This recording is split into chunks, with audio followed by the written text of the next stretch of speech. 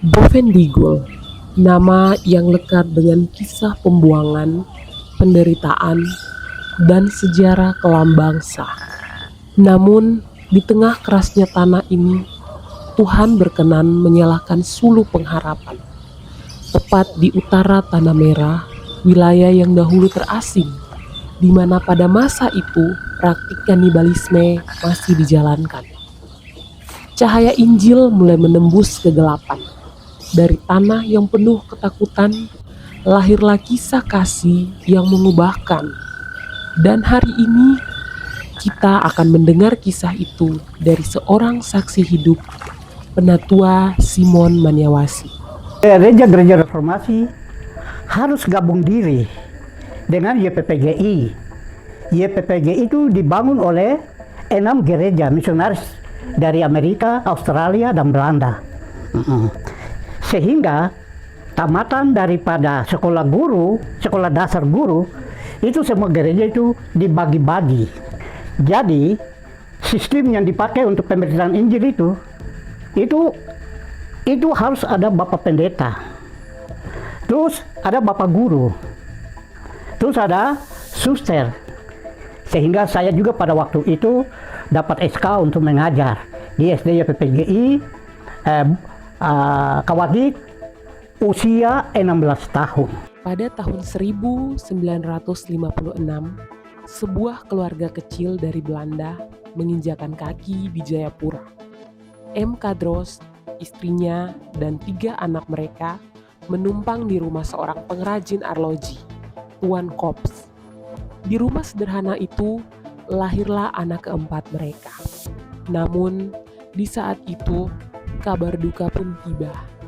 Ayah M. Kadros meninggal di Belanda. Di tengah sukacita kelahiran, kesedihan pun menyusup. Tak lama kemudian, pertemuan mereka dengan Zending Gereformer Kerk atau ZGK membuka jalan pelayanan besar. Dros diarahkan mencari wilayah yang luas dan belum tersentuh Injil. Dari Merauke, ia melihat Papua Selatan telah terjangkau misi Katolik Roma dan GPM. Maka arah itu pun bergeser menuju utara Tanah Merah, tanah yang menanti terang pertama Injil. Profil perintis GGRB di Nederlands New Guinea. DS Meuwes Cornelis Dros, disingkat MK Dros, sejak 1956 sampai dengan 1963. Dalam pelayanannya, M. Kadros tidak sendiri. Ia dibantu seorang guru asal Belanda, Jan Meyer. Bersama-sama mereka menjangkau 8 suku di wilayah tersebut. Untuk sampai ke sana, mereka harus menempuh perjalanan sulit, menggunakan helikopter dan kapal yang dikenal dengan nama kapal Ictus. Semua itu dilakukan demi satu tujuan, membawa kabar baik kepada mereka yang belum mendengarnya. Kedatangan pendeta M. Kadros dan guru Jan Meyer membuka pintu masuk bagi GGRB lainnya, seperti GGRB Groningen, pos induknya di Kou, GGRB Spakenburg yang pos induknya di Kawagit, dan GGRT, artinya Gereja Reformasi Toronto, Kanada, pos induknya di Mandelung. Kasih Kristus akhirnya dinyatakan kepada 8 suku di sebelah utara Tanah Merah. Injil bukan hanya diwartakan, tetapi juga dihidupi. Masyarakat mulai mengenal terang kasih Tuhan yang mengubahkan, memberi harapan baru, dan membangun kehidupan mereka di atas dasar yang teguh, yaitu firman Allah. Pada tanggal 10 Agustus 1958, untuk pertama kalinya bagi pendeta M. Kadros menuai benih Injil Yesus Kristus dan permulaan rintisannya pada tahun 1956 sampai dengan 1958, di mana pada hari Minggu yang dirayakan oleh Bapak Pendeta MK Dros sebagai berikut. 1. Berkhotbah. 2. Melaksanakan pengakuan iman. 3. Melaksanakan pembaptisan kudus. Dan yang keempat, melaksanakan meja perjamuan kudus bagi 23 orang kau yang mendengar firman Tuhan lalu bertobat di gereja Movenante di antara 8 suku-suku besar. Itu adalah 1.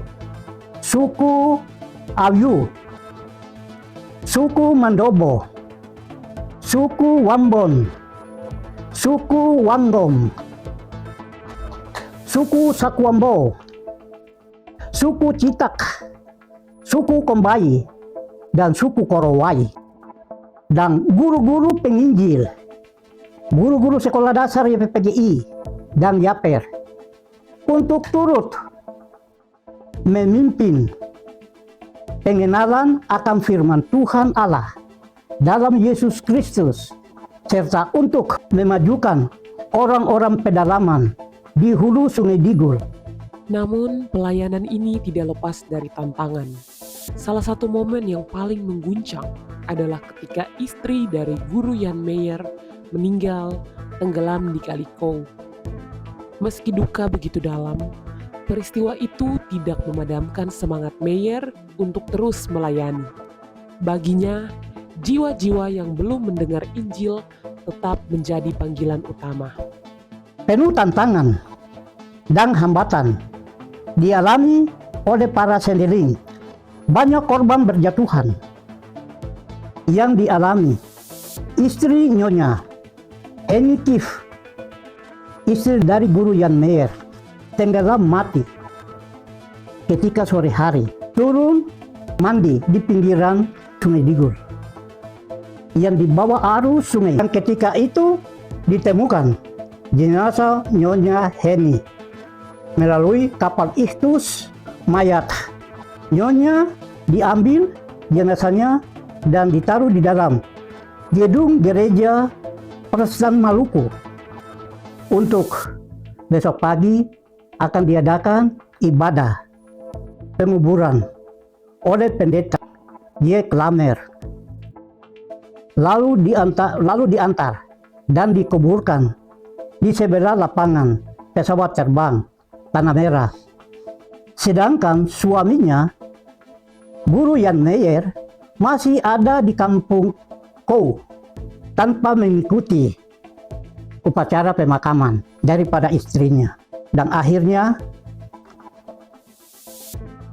Nyonya Heni Kif menjadi jaminan dan menjadi harga mati untuk Injil bisa terbuka di Bovendigul. Nyonya Heni mati tenggelam pada tanggal 20 September 1958.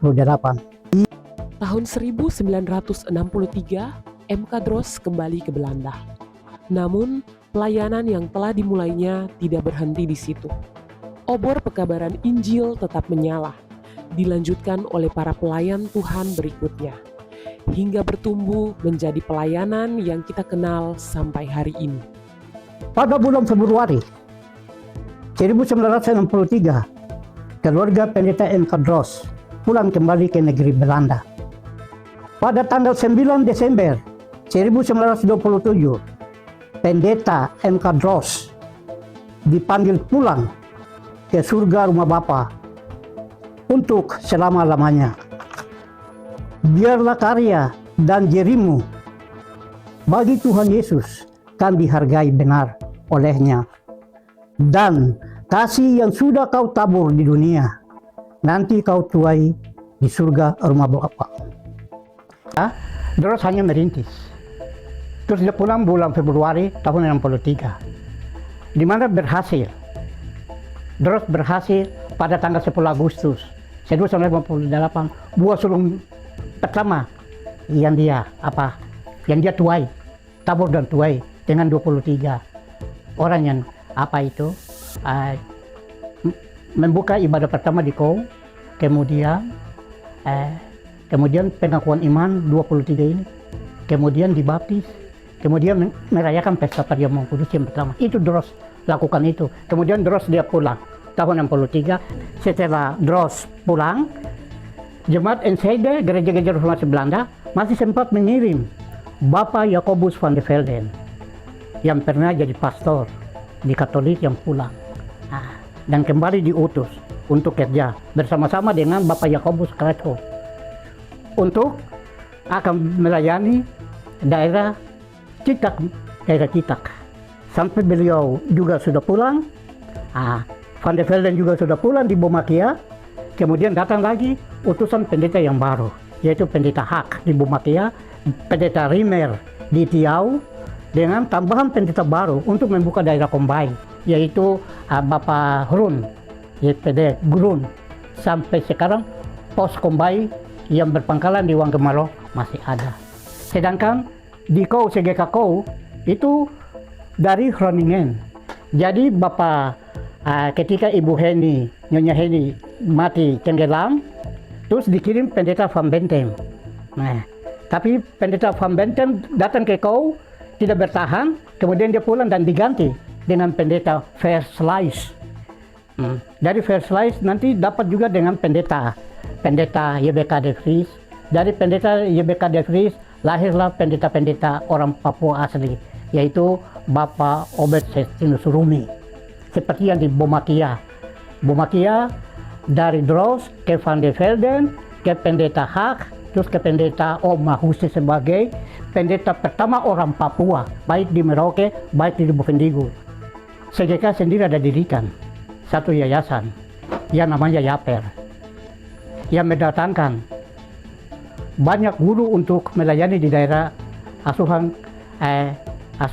GGRI yang ada di suatu daerah Mapi Mangguno dan di Gurkau. Itu Yaper. Dari Yaper dibubarkan, termasuk saya. Satu pengurus daripada Yaper, saya jadi sekretaris. Yaper pada waktu itu ketuanya Obed Muzieri, wakilnya Peter Mamboro. 3 senior ini, 3 guru yang PG senior yang pada waktu kami dipercayakan memimpin Yaper bersama-sama dengan Ibu Elizabeth Ibu. Dari Yaper dibubarkan dan dibangunkan CVO yang masih berjalan sampai dengan batas waktu sudah. CVO yang yang bekerja di dalam itu pertama Alfred yang kawin dengan pendeta Van der Sier dengan punya anaknya Fanny, dan mereka pernah datang di sini dan bermalam di sini di Semangka dengan Bapak di rumah sederhana. Itu mereka mendirikan kelanjutan daripada Yaper dibubarkan dan CVO. Yang menangani CVO itu pada waktu itu Alfred. Kemudian Gerrit yang kemarin datang itu bersama-sama keluarga Gerrit yang datang untuk bekerja juga. Karena nanti dari Belanda tetap dari gereja-gereja reformasi Belanda tetap akan mengirim dana ke CVO untuk pergi memantau gereja-gereja yang sudah didirikan itu. Jadi CVO. Dan itu yang sempat ada dan sudah dibubarkan lagi. Jadi sudah sekarang gereja-gereja reformasi mandiri, mengatur diri sendiri, entah maju atau entah mundur, tapi puji Tuhan yang punya pekerjaan, Tuhan tetap akan melindungi. Biar kami tidak punya dasar uang, tapi dasar firman Tuhan yang kami pegang, itu yang menjadi dasar untuk Tuhan melindungi gerejanya sampai dengan hari ini. Dalam proses pekabaran Injil ini, banyak tenaga dari GPM atau GPI dan juga GKI yang diutus untuk membantu pelayanan GGRIP di Bovendigul. Kerjasama ini menjadi bukti bahwa tubuh Kristus dapat berjalan bersama untuk satu tujuan, yaitu menjangkau jiwa-jiwa bagi kerajaan Allah. Yang diperbantukan, tenaga yang diperbantukan ke ZGK adalah satu, Bapak Penginjil almarhum Octavianus Mahuse. Dia adalah tenaga penginjil daripada GPM. Tapi karena pada waktu itu CGK kekurangan guru. guru penginjil, sehingga dari kekurangan itu GPM sendiri menyerahkan Bapak Tete Opa Octavianus Mahuse untuk pergi ke Boma untuk menginjili orang-orang Jair, orang-orang Citak-Mitak dengan orang-orang Kombai. Itu yang pertama. Itu Bapak Octavianus Mahuse. Kemudian ada datang lagi tenaga-tenaga dari GKI, dari Biak, baik tukang, baik juga guru-guru Yaper yang pada waktu itu kami dari SGK mendirikan satu badan yang disebut Yaper, Yayasan Pendidikan Persekolahan Reformasi, dan itu datangkan 10 guru dari Paniai. Kemudian kembali lagi ada 10 tenaga juga dari Paniai dan 10 tenaga asal dari Biak yang tinggal menganggur di Biak, dipanggil untuk bekerja di daerah Bovendigul. Salah satunya itu Bapak dari Yan Wambrau. Bapak Wambrau punya anak yang sekarang jadi ketua sinode. Ada teman lagi yang sama-sama dengan saya, yang masih ada sampai sekarang, yaitu Johan Sembo. Kan teman saya yang satu, Alphonse Meduga, ketika pindah ke Bupul, terus dia meninggalnya di sana. Mama Doran dari sini pergi untuk makamkan dia juga di Bupul. Teman-teman yang lain itu berikut itu Pendeta Septinus, keluarga Bapak Rumah Seu. Dan juga teman-teman yang paling akrab dengan kami pada waktu itu di Muakia, Bapak Baikole, karyawan tetap dari MAF, yang anak-anaknya Alex sekarang masih ada dan masih mempertahankan ajaran reformasi di Sentani. Dari hasil Bapak di Bomakia juga menciptakan kader-kader penerus dari guru, yaitu Bapak Yansen Hugagi dengan ada satu teman lagi, Fritz Hugagi. Semua kembali mengajar di SD YPPGI Bomakia. Yang saya lupa juga teman guru YPPGI William Mauria dan Elias Mokuru, yang betul-betul teman akrab yang kami kerja betul-betul bergandengan tangan.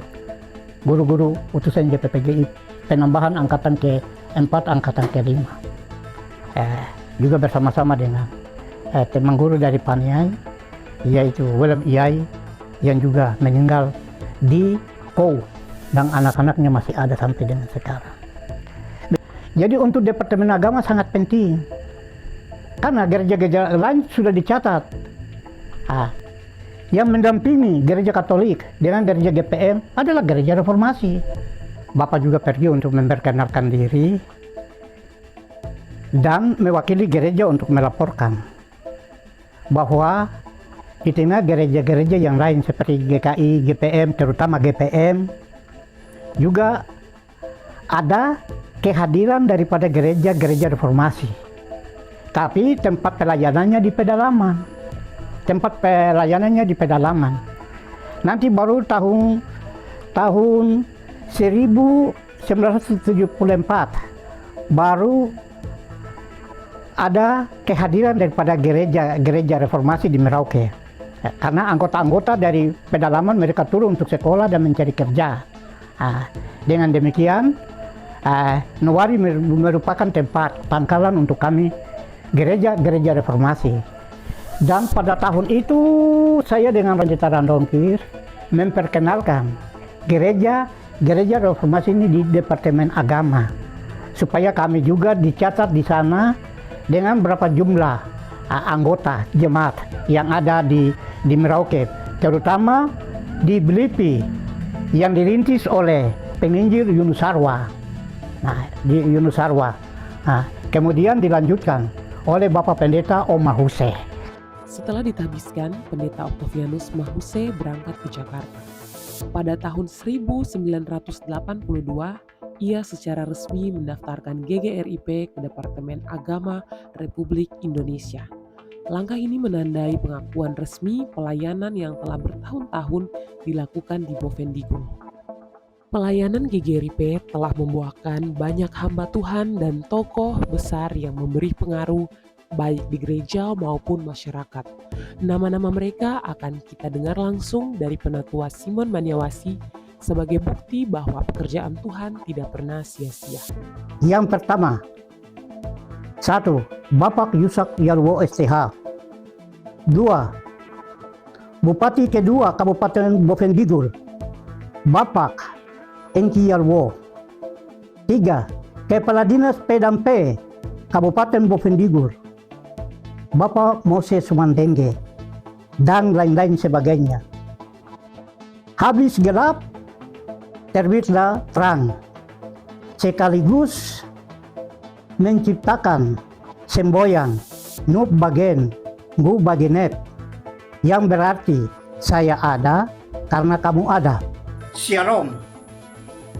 Badan Majelis bersama Badan Pekerja Klasis Pantai mengucapkan Dirgahayu GGRI Papua Selatan ke-67 tahun dengan tema betapa indahnya kedatangan mereka yang membawa kabar baik. Roma 10. Sejarah ini bukan hanya catatan masa lalu, tetapi juga panggilan bagi kita hari ini. Seperti yang tertulis dalam Roma 10 ayat 15c. Sungguh indah kedatangan mereka yang membawa kabar baik. Kiranya kita pun mau melangkah menjadi pembawa kabar baik bagi generasi berikutnya sampai Maranatha.